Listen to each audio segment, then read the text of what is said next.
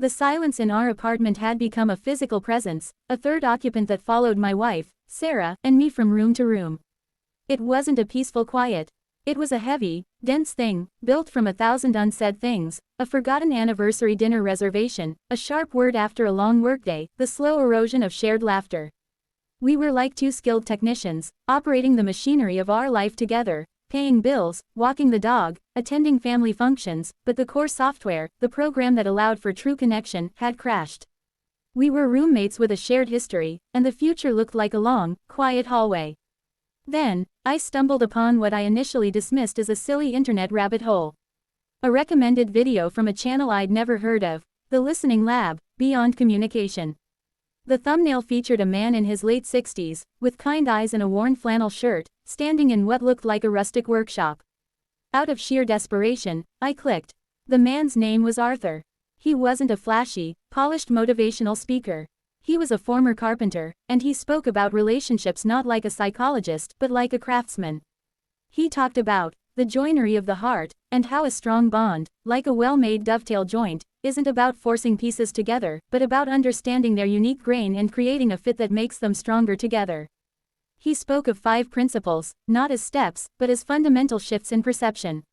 I was skeptical, but something in his quiet conviction felt like a lifeline. I decided, secretly, to try them. I called my experiment, Project Connection. The first principle was the hardest, and it felt completely counterintuitive.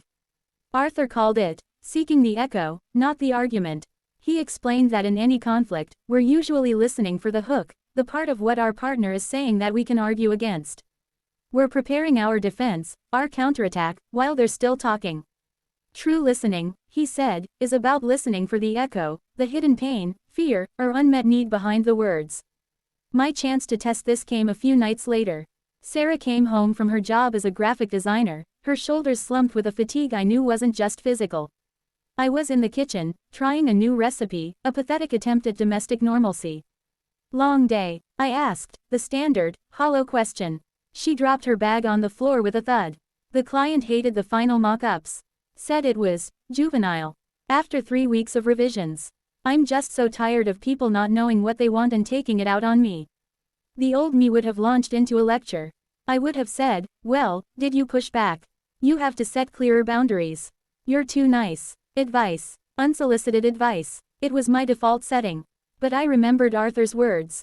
Listen for the echo. I took a breath, put down the spatula, and turned to her.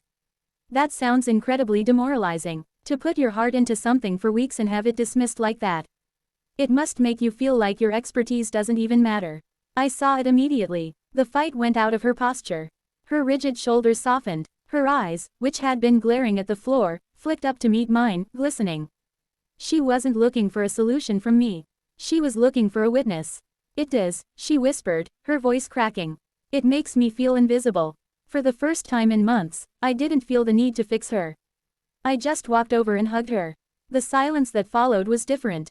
It was no longer heavy, it was spacious, filled with a shared understanding.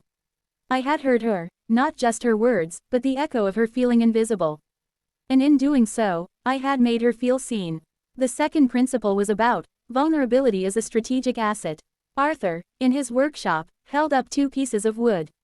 One was covered in a thick, glossy varnish. The other was sanded bare, its grain exposed. We think the varnish protects the wood, he said. And it does, from small scratches. But when a real shock comes, the varnish cracks and shatters. The bare wood, it can absorb the blow. It can be sanded and repaired. Vulnerability is your bare wood. It's your true strength. I was the king of varnish. I had been taught, in some unspoken way, that a man was supposed to be a rock, unflinching. I handled the finances, I fixed the leaky faucet, I was the calm in the storm. But I never shared my own storms. My own fears about work, my anxiety about whether I was a good enough husband, my secret dream of writing a novel that I'd buried in the impractical file. These were my bare wood, and I kept them hidden under layers of stoicism. A week after the kitchen incident, I decided to sand off a little varnish. We were on the couch, and the TV was on, but neither of us was watching. The quiet was starting to feel comfortable again. Can I tell you something I've been nervous about? I said, my heart hammering against my ribs. This felt more dangerous than any argument. Sarah muted the TV. Of course. The Henderson account at work, it's not going well. My projections were off, and my boss pulled me aside today. He wasn't angry, just concerned.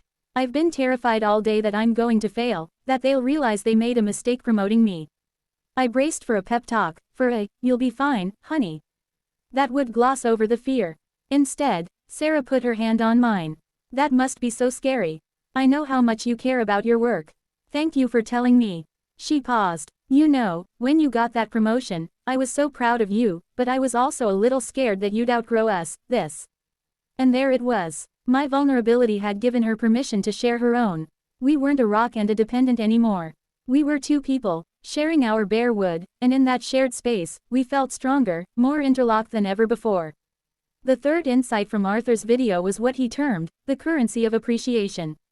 He argued that we vastly overestimate the power of grand, romantic gestures and underestimate the cumulative power of micro-acknowledgements.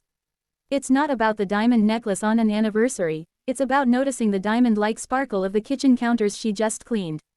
He said the brain is like a bank for emotional experiences, and small, consistent deposits of appreciation create a fortune of goodwill. I started small. Instead of just eating the dinner she cooked, I'd say, "This sauce is incredible, you have a real gift for balancing flavors." I'd notice when she'd worn a color that complemented her eyes and tell her. I left a post-it note on the bathroom mirror one morning that just said, "I love the way you laugh when you talk to your sister on the phone."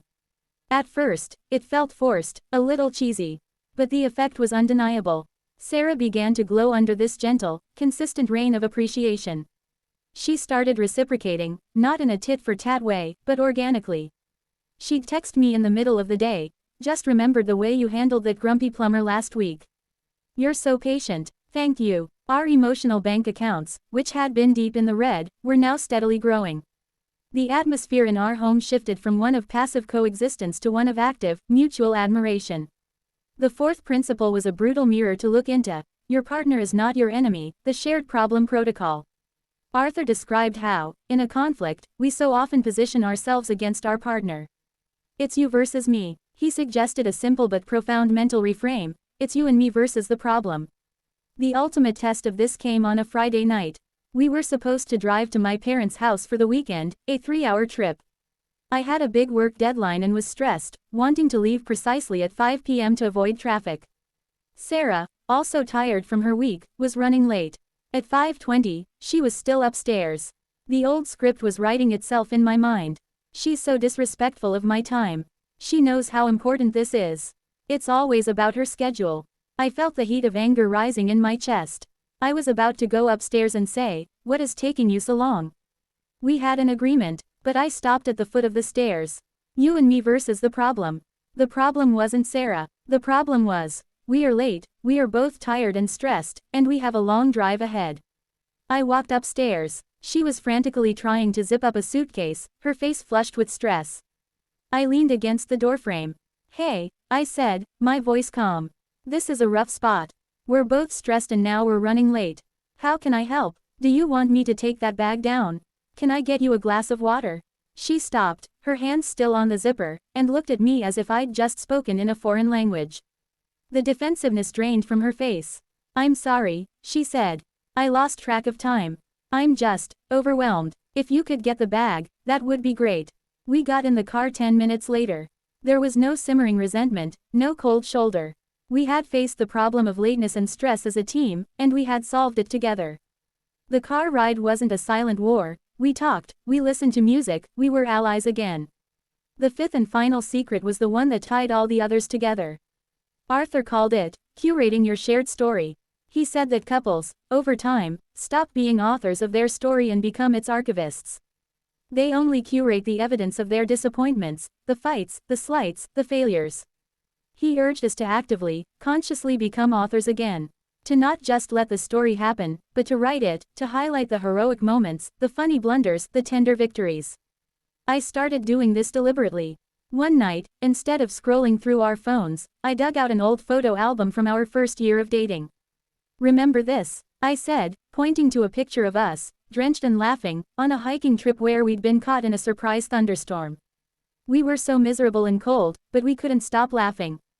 We found that weird little cave and shared a single, soggy granola bar. Sarah smiled, a real, deep smile that reached her eyes. I remember. You made up a whole story about us being mountain explorers. We spent the next hour reliving the good times, the silly times, the hard times we'd overcome.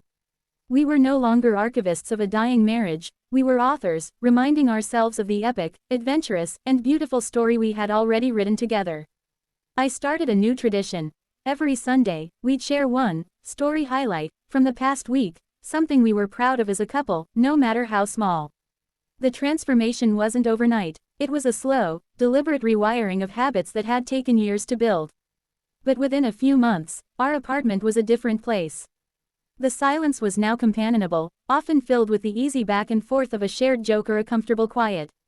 We started a new project together, renovating the guest room, and we used Arthur's principles without even having to name them. We listened for echoes, we were vulnerable about our lack of DIY skills, we appreciated each other's efforts, we tackled problems as a team, and we laughed at the mess, adding another hilarious chapter to our shared story. One evening, we were sanding down an old dresser we'd found at a flea market. The room was dusty, and Motown was playing from a speaker. Sarah looked at me, her hair flecked with sawdust, and she laughed. "You're different," she said, not as an accusation, but as an observation. "I am," I admitted. I finally told her about Arthur, about Project Connection, about my desperate, secret mission to save us. She listened, her head tilted, a slow smile spreading across her face. When I finished, she put down her sanding block and took my hands, which were rough and dusty. "You know what the real secret is," she said softly. "It's that you chose to. You saw we were drifting, and you chose to paddle. You didn't just let the current take us. Mastering connection, I learned, isn't about finding 5 magic words or a secret handshake. It's a craft. It's about choosing, every day, to listen for the hidden music in your partner's heart. It's about having the courage to show your own unvarnished grain. It's about making tiny, consistent deposits of gratitude into your shared emotional bank. It's about standing shoulder to shoulder against the problems life throws at you, instead of standing toe to toe against each other. And most of all, it's about never forgetting that you are the co-author of a great, ongoing story.